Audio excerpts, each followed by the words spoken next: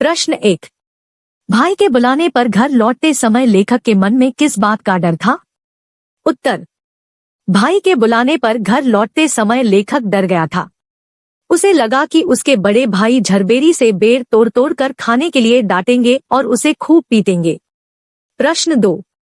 मक्खनपुर पढ़ने जाने वाली बच्चों की टोली रास्ते में पड़ने वाले कुएं में ढेला क्यों फेंक ली थी? उत्तर।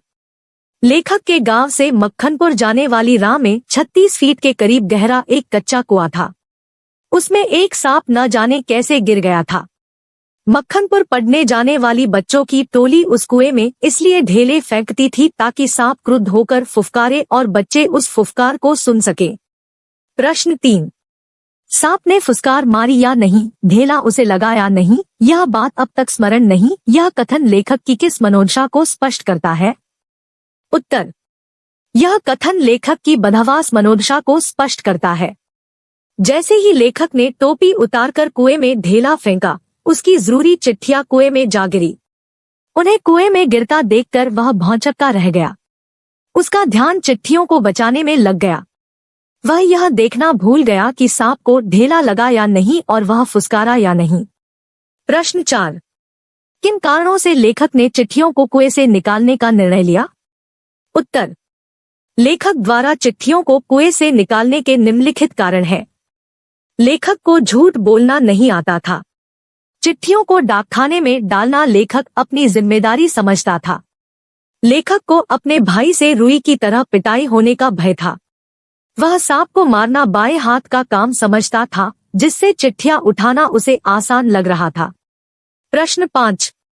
सांप का ध्यान बंटाने के लिए लेखक ने क्या क्या युक्तियां अपनाई? उत्तर। सांप का ध्यान बंटाने के लिए लेखक ने निम्नलिखित युक्तियां अपनाई। उसने मुट्ठी भर मिट्टी फेंककर सांप का ध्यान उधर लगा दिया।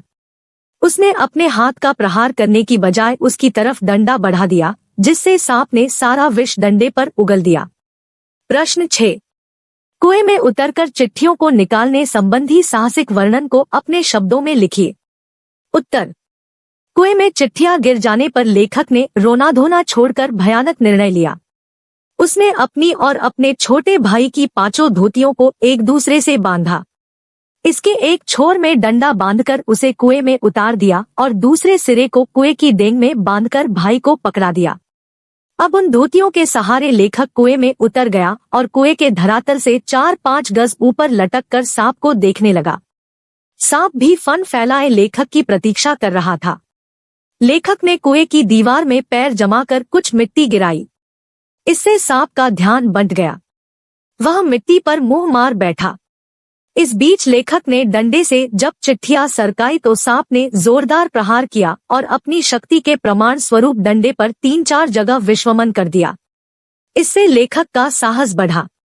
उसने चिट्ठियां उठाने का प्रयास किया तो सांप ने वार किया और डंडे से लिपट गया। इस क्रम में सांप की पूंछ का पिछला भाग लेखक को छू गया।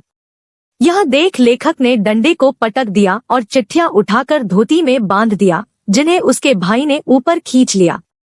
अब लेखक ने कुएं की दीवार से कुछ मिट्टी सांप की दाहिनी ओर फेंकी।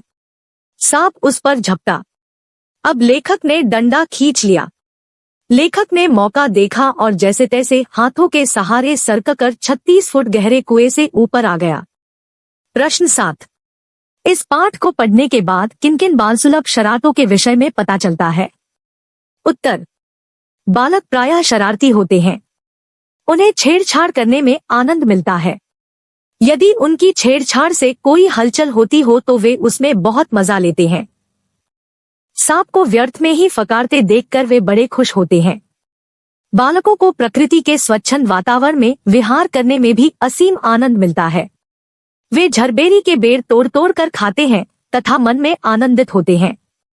वे आम के पेड़ पर चढ़कर डंडे से आम तोड़कर खाने में खूब आनंद लेते हैं। प्रश्न 8।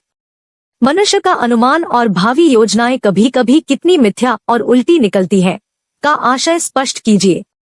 उत्तर।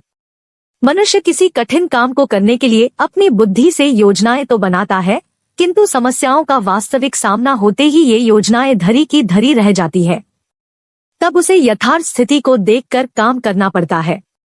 इस पाठ में लेखक ने सोचा था कि कुएं में उतरकर वह डंडे से सांप को मार देगा और चिट्ठियां उठा लेगा, परंतु कुएं का कम व्यास देखकर उसे लगा कि यहाँ तो डंडा चलाया ही नहीं जा सकता है। उसने जब सांप को फन फैलाए अपनी प्रतीक्षा करते पाया तो सांप को मारने की योजना उसे एकदम मिथ्या और उल्टी लगने लगी। प्रश्न 9। फल तो किसी दूसरी शक्ति पर निर्भर है। पाठ के संदर्भ में इस पंक्ति का आशय स्पष्ट कीजिए। उत्तर। लेखक ने कुएं से चिट्ठियां निकालने के लिए कुएं में उतरने का दृढ़ निश्चय कर लिया। इस दृढ़ निश्चय के सामने फल की चिंता समाप्त हो गई। उसे लगा कि कुएं में उतरने तथा सांप से लड़ने का फल क्या होगा, यह सोचना उसका काम नहीं है। परिणाम तो प्रभु इच्छा पर निर्भर है। इसलिए वह फल की चिंता छोड़कर कुएं में घुस गया।